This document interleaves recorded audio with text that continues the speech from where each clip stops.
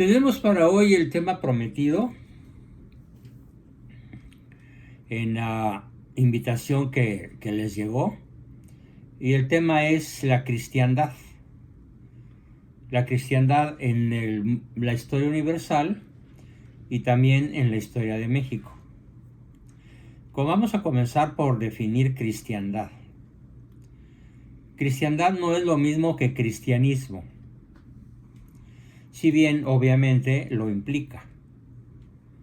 O sea, la cristiandad comprende o abarca lo que es cristiano, la doctrina cristiana, la vida cristiana, la práctica cristiana, es abarcada por la cristiandad. Pero aunque la cristiandad ya terminó, fue una época histórica que duró muchos siglos, ya daré en su momento las fechas. El cristianismo continúa y en estos momentos es probablemente, después del Islam, el credo religioso o religión que más adeptos tiene. Más que nada por el número de habitantes que reúnen los musulmanes, que sobrepasan los 1.500 millones, que a su vez son superados por los chinos, que practican el budismo. Pero el budismo no es una religión. El budismo es una forma de vida, es una filosofía, una forma de pensar. En el budismo no se da un dios. Entonces se puede decir que los budistas, en el sentido estricto de la palabra, son ateos.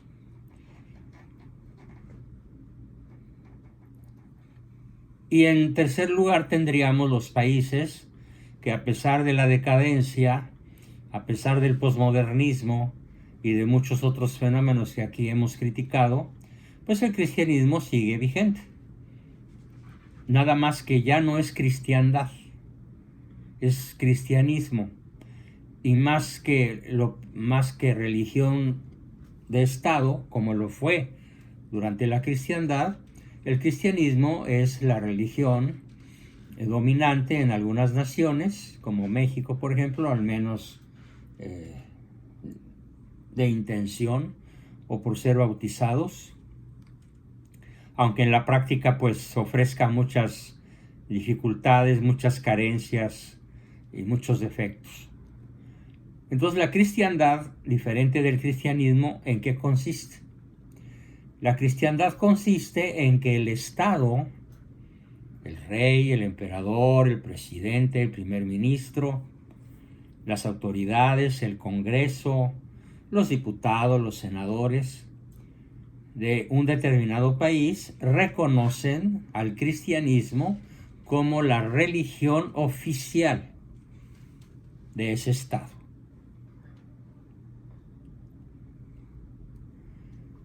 La mayoría de los países europeos, España, Francia, Italia, la misma Alemania, el Sacro Imperio Romano Germánico, de ADN cristiano, en su momento Rusia, los países del este, que ahora se llaman Serbia, Yugoslavia, Polonia, Rumania, etc. También en ellos se practicó la cristiandad, en el sentido de que los respectivos gobiernos de estas naciones a las que acabo de aludir reconocían como religión de Estado al cristianismo, más estrictamente al catolicismo. Entonces, ¿queda clara la definición? Si alguien tiene alguna duda respecto de la definición, hágamelo saber para aclararla de manera más puntual. Si nadie me dice, yo me sigo adelante, considerando que la definición dada fue comprendida de manera suficiente por todos los presentes. ¿Correcto?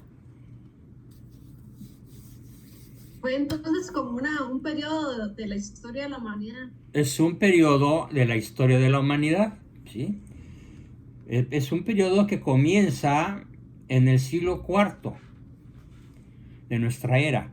Concretamente, empieza con el Edicto de Milán, promulgado por el formidable, extraordinario y grandioso emperador llamado Constantino el Grande, quien decretó en el Edicto de Milán la libertad del cristianismo y convirtió al cristianismo en la religión de Roma, del Imperio Romano. Entonces, a partir del año 313, el Imperio Romano oficialmente era cristiano. Y como el Imperio Romano se fue extendiendo y prácticamente llegó a dominar casi toda Europa, y después se puede decir que influyó en América Latina, termina hasta el año de 1789, cuando estalla la Revolución Francesa. ¿Sí? Digamos que con la Revolución Francesa termina para todas las naciones, nunca se vuelve a dar ninguna otra nación, después de ese infausto año de la Revolución Francesa, en el cual algún estado, alguna patria, alguna nación, reconozca al cristianismo como su religión oficial. Entonces, si hacemos cuentas, desde el año 313 hasta el año 1792, pues estamos hablando de casi 15 siglos. O sea, de casi 1500 años. Se acerca a 1500 años el dominio de la cristiandad. ¿Sí? Perdón, ¿eso coincide con la Edad Media? No te entendí la pregunta, Luisa. ¿La cristiandad coincide con la Edad Media? Dentro de la cristiandad se da la Edad Media, pero la cristiandad va más acá de la Edad Media, porque la Edad Media comienza en el año 472, con la caída de Roma en poder de los bárbaros. Pero los bárbaros se bautizan y fundan reinos cristianos, como Clodoveo, por ejemplo, que funda el reino de los francos, que a pesar de que eran salvajes, a pesar de que eran bárbaros, los misioneros con los que entran en contacto los convierten al catolicismo, y cuando gobiernan los bárbaros en casi toda Europa, incluyendo España, aunque España cae hasta el siglo VII, casi todas las naciones de lo que ahora sería la Unión Europea son católicas y declaran el catolicismo como religión de Estado, e incluye la Edad Media, ¿sí?, que comienza en 472 y termina la Edad Media en 1453, con la caída de Bizancio, de lo que ahora es Turquía, en poder de los moros, en poder de los turcos. Ahí termina la Edad Media y comienza el Renacimiento, el cual termina con la Revolución Francesa, y a partir de la Revolución Francesa empieza lo que se llama la Era Moderna, la cual termina con el lanzamiento de la primera bomba atómica en Hiroshima y Nagasaki, y entonces ahora tenemos la era postmoderna, que da origen al postmodernismo, que es, yo creo que el principal azote de la humanidad sufrido a lo largo de toda la historia, ¿no?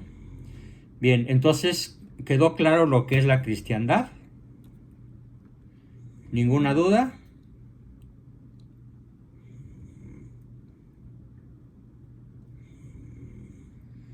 Permítanme un momento.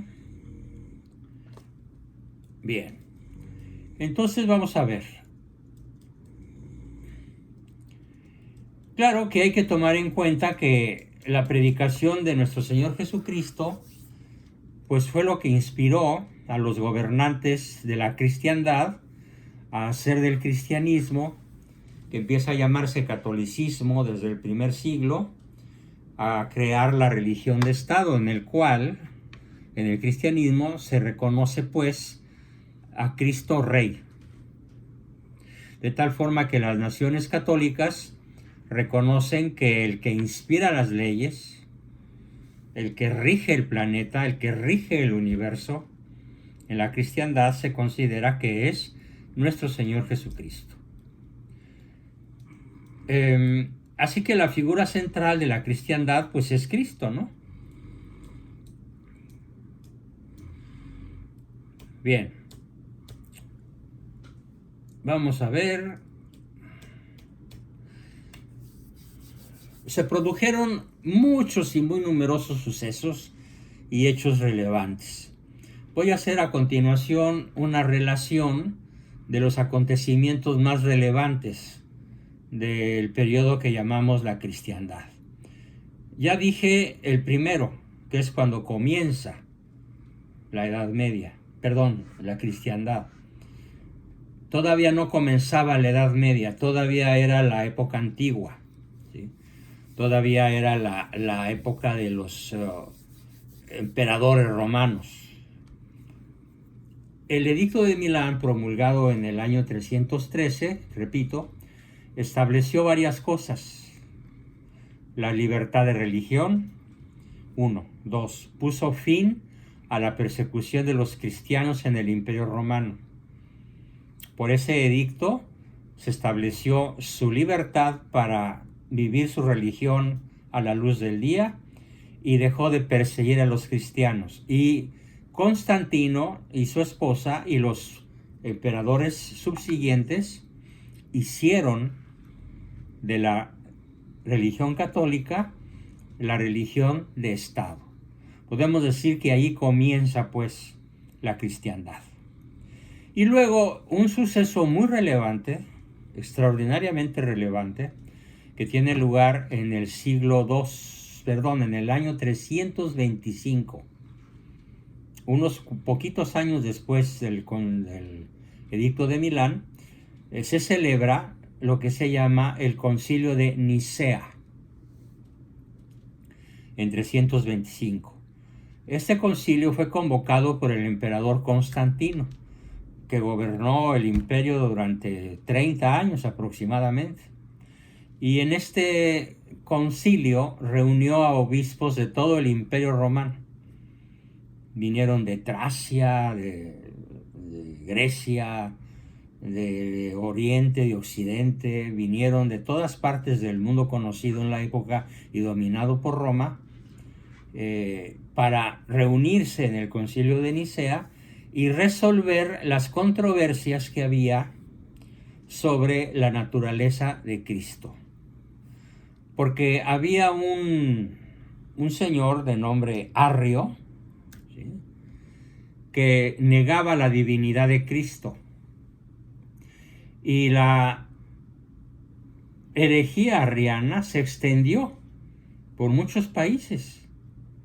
Y entonces los obispos católicos se vieron obligados a celebrar el Concilio de Nicea para aclarar la naturaleza humana de Cristo a la par con su naturaleza divina.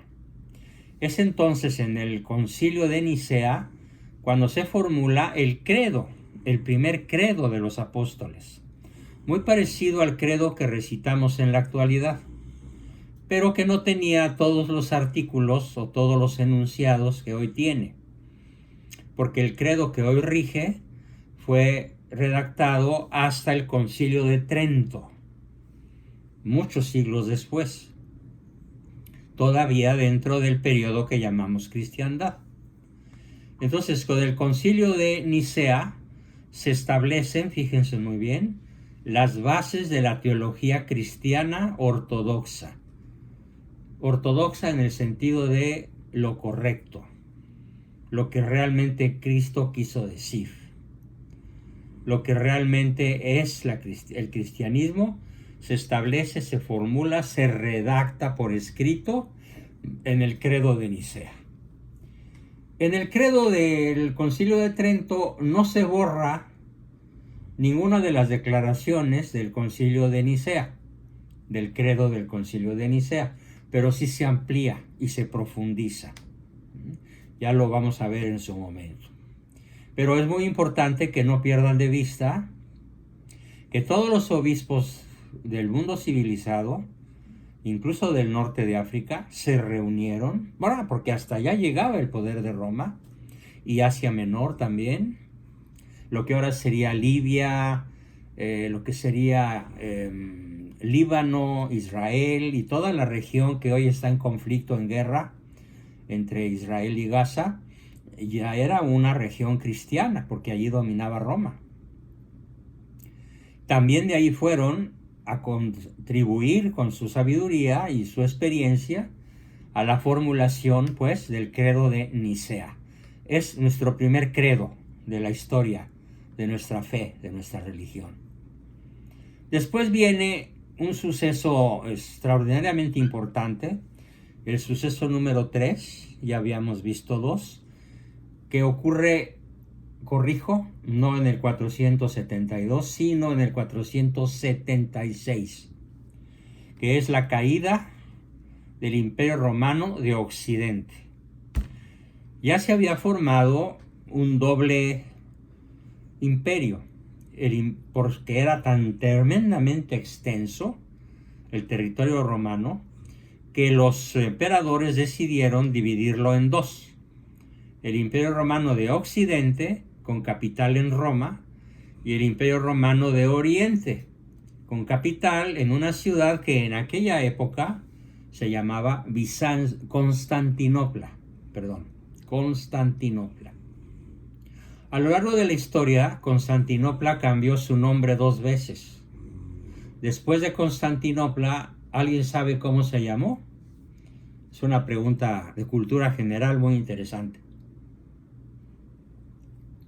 O se las pongo más fácil. ¿Alguien sabe cómo se llama hoy la antigua Constantinopla? Turquía. No. ¿Se llamaba Alejandría? No. ¿No? La antigua Constantinopla se llamó durante varios siglos Bizancio. Ah, sí, Bizancio. Bizancio. Con B labial y Z. Bizancio. Y después, cuando cae en poder de los turcos, en 1453, le cambian el nombre a Istambul. Y actualmente se pronuncia Estambul en español. Y es la capital de Turquía. Es una península que está en la parte norte del Asia Menor, que es un territorio muy grande, similar al de la República, un poco más chico que México, pero muy poblado, muy poderoso, y cuya religión dominante es el Islam, donde el catolicismo no llega ni siquiera al 500,000 de personas. O sea, es un huevito de personas las que en la Turquía actual practican el catolicismo, y con muchas dificultades y muchas limitaciones. Sin embargo, de todos los países árabes, o islámicos mejor dicho, podemos decir que Turquía es el menos primitivo, es el más occidentalizado. De hecho, los turcos usan el alfabeto nuestro, el alfabeto arábigo lo usan en su idioma, mientras que el resto del mundo islámico sigue con sus garabatos de siempre, que representan un altísimo grado de complejidad, tanto para escribirlos, como para leerlos, como para pronunciarlos, etc. Porque los turcos encontraron que el alfabeto occidental ofrecía muchísimas ventajas ortográficas, de pronunciación, de capacidad de comunicación, decidieron cambiar su alfabeto arcaico por el alfabeto occidental arábigo, que es el que nosotros usamos: A, B, C, D, E, F, G, H, I, J, K, L, M, etc., ¿no? Es el alfabeto turco también. Es el único país islámico que usa el alfabeto occidental.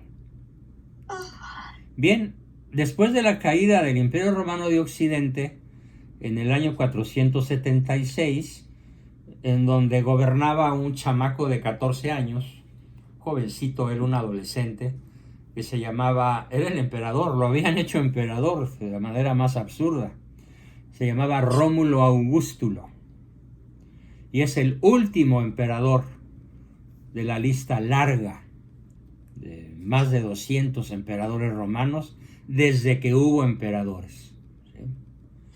La caída del Imperio Romano de Occidente marcó un importante punto de inflexión en la cristiandad. Desapareció el poder imperial de Roma, desapareció. Desaparecieron las estructuras sociales y políticas que Roma había fundado. Y la Iglesia, esto es bien importante, la Iglesia Católica, a partir de la caída del Imperio Romano, empezó a tener muchísimo más un papel central en la vida política y social y religiosa de las nuevas naciones que se fueron formando con los restos del Imperio Romano. Así empezó a nacer España, así empezó a nacer Francia, Italia, Polonia, Grecia, Alemania, Austria, etcétera, etcétera. No todas las naciones de la actual Unión Europea nacieron en esa época, pero sí más de la mitad.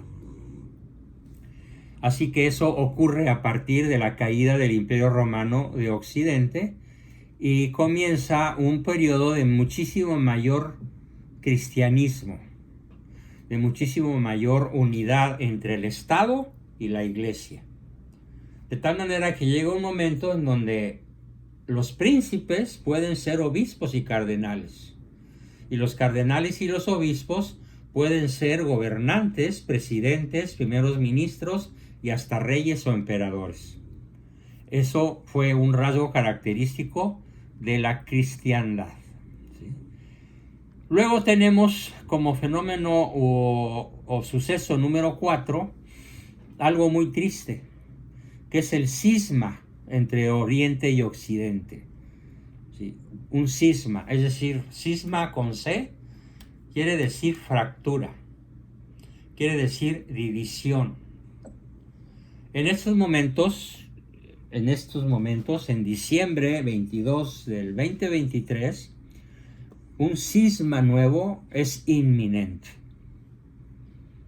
Muy probablemente en los próximos días o meses o años veremos ocurrir catastróficamente un nuevo cisma en la Iglesia Católica.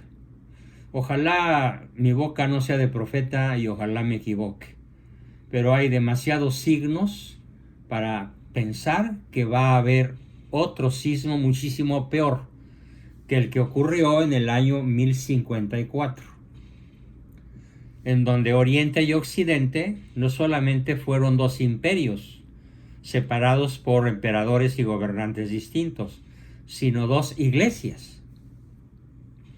De hecho, hoy tenemos la historia ortodoxa, la Iglesia Ortodoxa con su patriarca de Oriente, que si mal no recuerdo se llama Kirill, Cirilo en español, y que es su papa, por así decirlo, aclarando que ese papa es un papa falso, que no tiene el don de la infalibilidad, como lo tiene el papa occidental. Y este papado occidental que tiene la promesa de infalibilidad otorgada por Cristo, acuérdense, no quiere decir que no pueda cometer errores personales. Lo único que no puede cometer es errores cuando habla ex cátedra y en materia de fe y costumbres. En cualquier otro tema que no sea fe y costumbres, y cuando no habla ex cátedra, el Papa Francisco se ha equivocado muchas veces. Podría poner muchos ejemplos, pero por el momento no es nuestro tema. Y las declaraciones que él hace con frecuencia están causando una honda división. De hecho, en una sesión próxima vamos a ver este asunto. Actualmente la amenaza de cisma está causada por dos grandes elementos, por dos grandes factores de origen sismático, es decir, de un encontronazo, de un choque de frente entre varias corrientes de pensamiento y de acción. Por un lado tenemos a los obispos alemanes, que en su mayoría pueden calificarse como progresistas, liberales, cercanos al pensamiento masónico, más mundanos que católicos, más movidos por lo que el mundo les pide que por lo que Cristo enseñó. Ese es el primer riesgo de un cisma, que nuevamente, así como lo hizo a la época de Lutero, la Iglesia Católica de Alemania se separe de Roma. Eso es inminente, puede ocurrir en cualquier momento. Y el otro motivo de choque, el otro motivo de cisma, acaba de ocurrir apenas hace unos días. El 19 de diciembre ocurre el lanzamiento de la carta del Papa referente a las bendiciones de las parejas irregulares y de los homosexuales, ¿sí? Que tiene un título ahí medio especial, que es Fidencia Supplicans, algo así como confianza suplicante en español, y que ha motivado que obispos y cardenales de la talla del cardenal Müller, por un lado, o de la talla del cardenal Sutano, por el otro lado, entren en un choque frontal.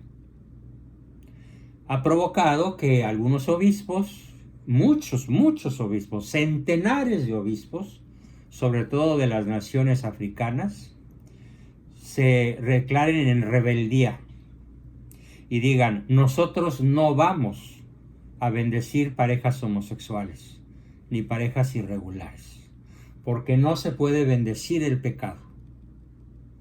Y entonces los partidarios del Papa dicen: no, es que no estamos bendiciendo el pecado, estamos bendiciendo a los pecadores.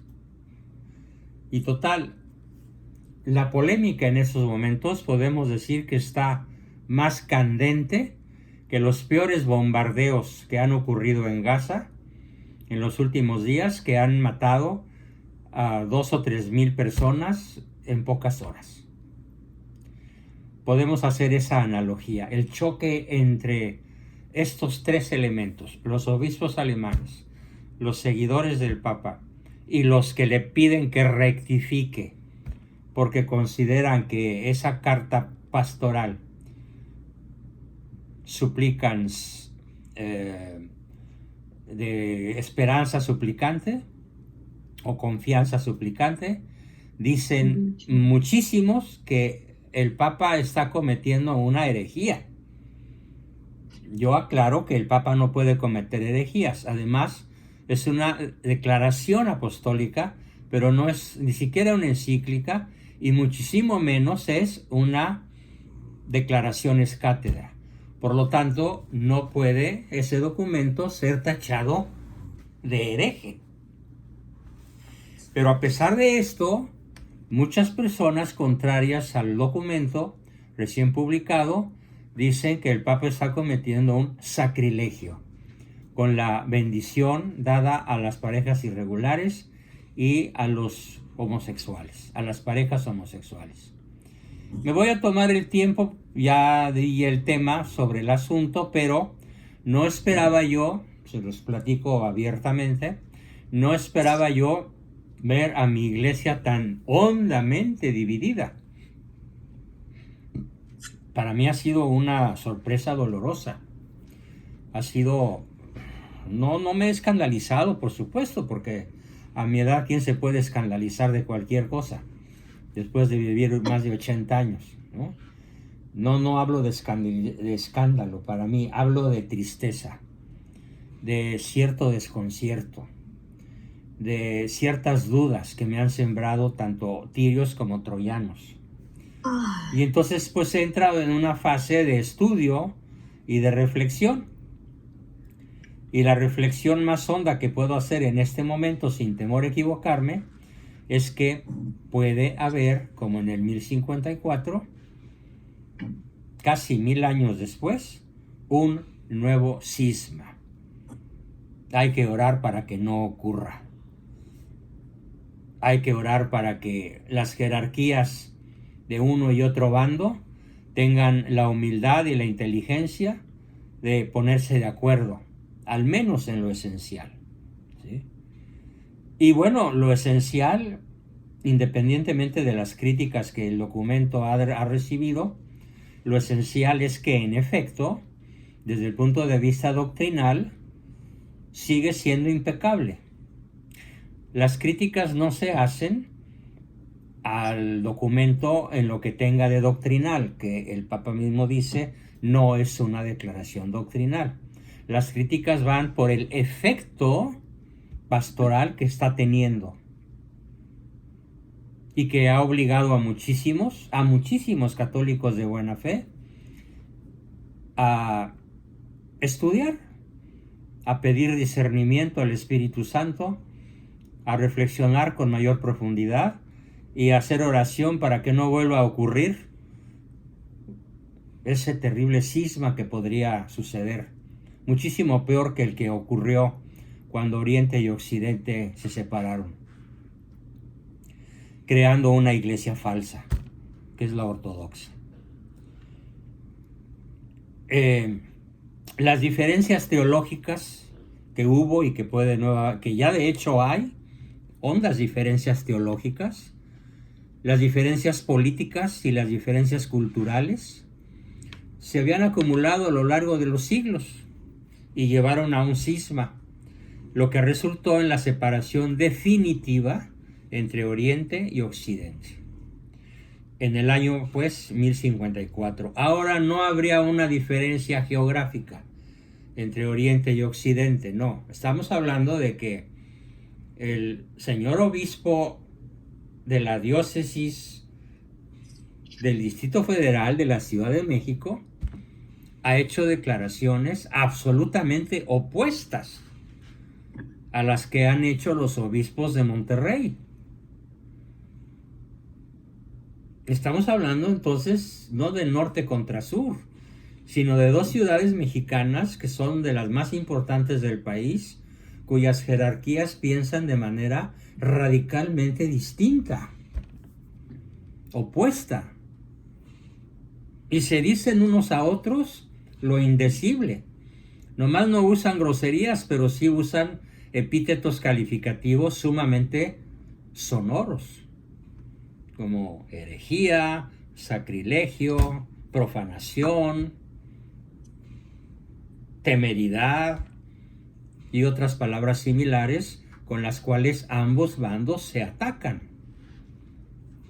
Y esto comenzó a ocurrir unas horas después de que yo el miércoles di mi tema.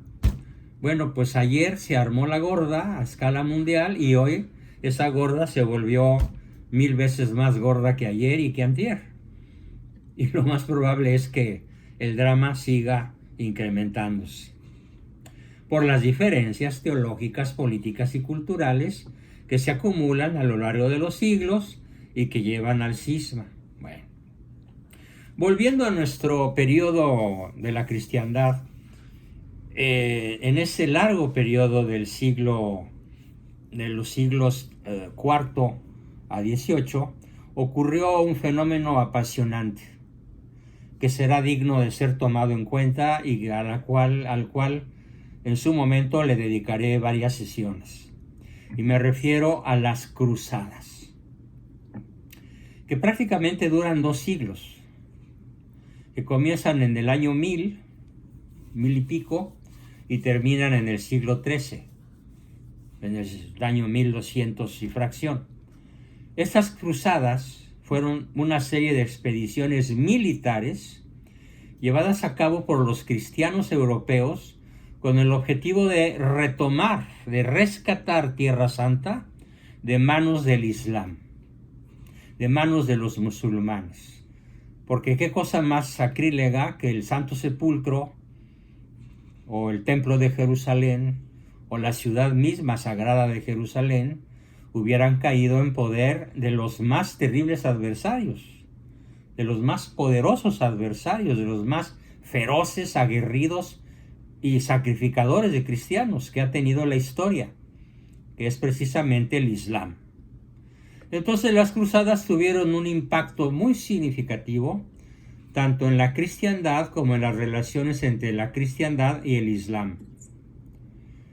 No se puede decir que las cruzadas fueron un triunfo para Europa, para la Europa de la cristiandad. Hubo victorias militares muy importantes, como por ejemplo Jerusalén fue retomada por los cristianos, pero 100 y pico de años después volvió a caer en poder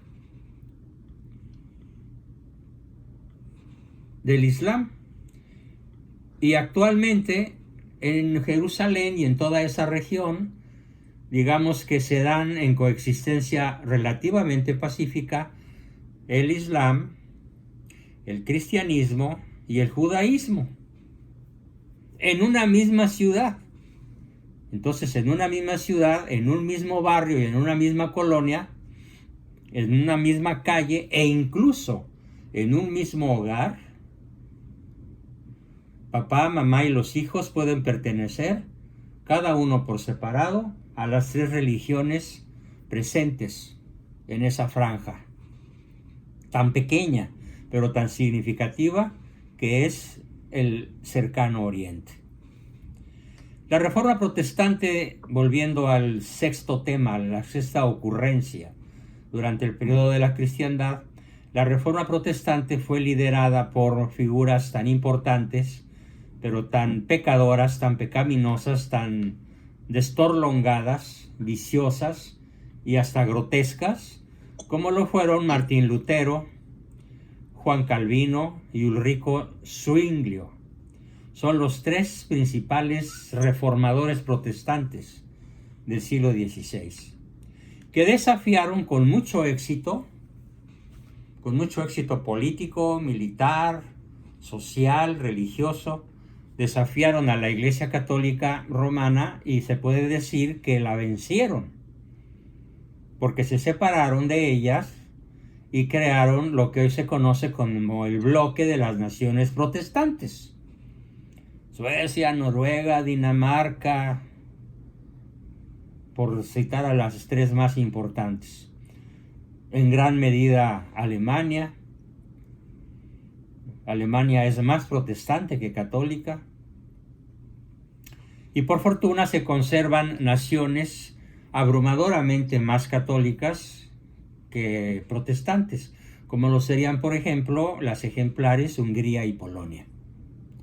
Pero este cisma que resultó en la creación de las diversas denominaciones protestantes, repito la cifra, 500,000 de denominaciones protestantes, alegando todas ellas entre sí, contrarias entre sí, ser la verdadera fuente de la revelación cristiana y de la palabra de Cristo.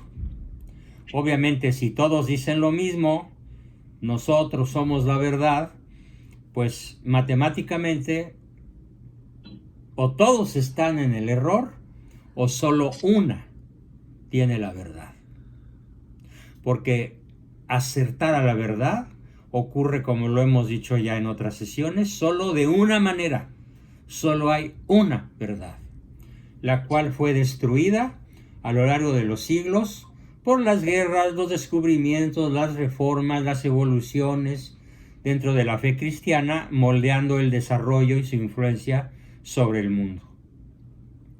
Es importante, pues, tener claridad en cuanto a la información relacionada con esto, porque la gran autora, lo voy a decir despacito, lo que está en el fondo de la Reforma Protestante es, y ahora voy a utilizar la palabra elegante con la que comenzamos la sesión, grupos muy poderosos, pequeños grupos de 8 personas, entraron en contubernio masónico para destruir, separar y atomizar la fe católica.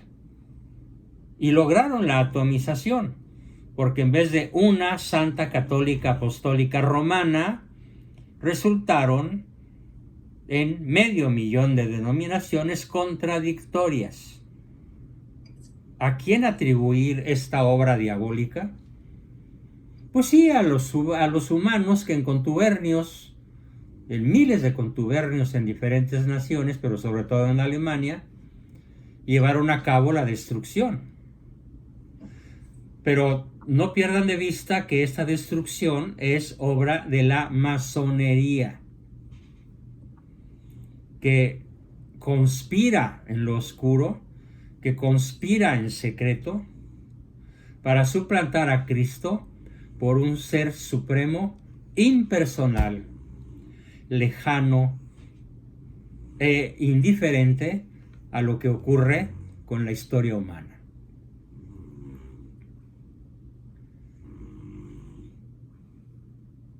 Me reservo para la próxima sesión viernes qué ocurrió en México con la cristiandad. Nada más adelanto que la cristiandad comienza en el momento en el que Cortés desembarca.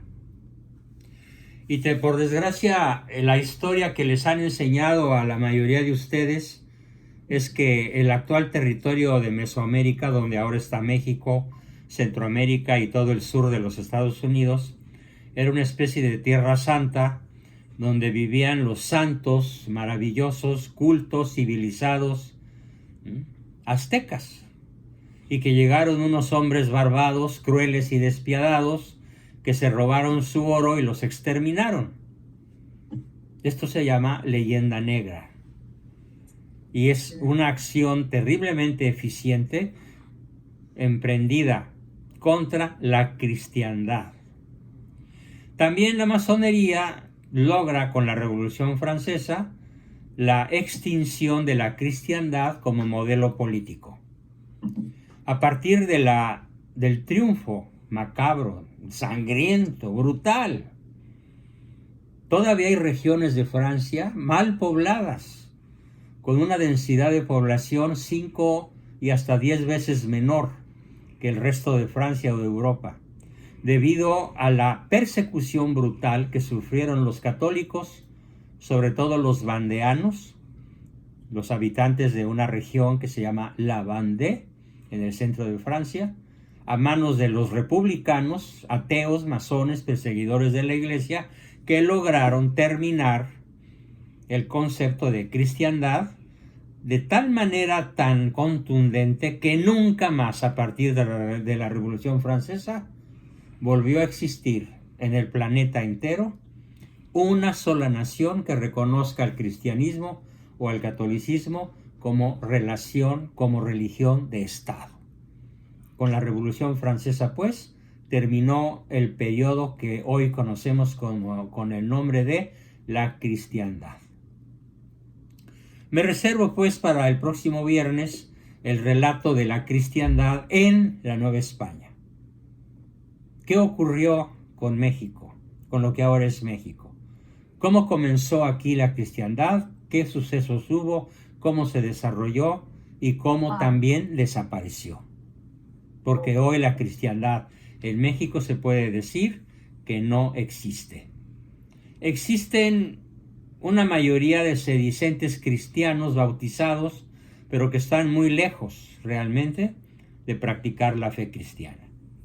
Practican una especie de sincretismo, una especie de revoltura de chile de dulce con manteca, de la cual hablaremos amplia y profunda y detalladamente en nuestra próxima sesión de historia el próximo viernes.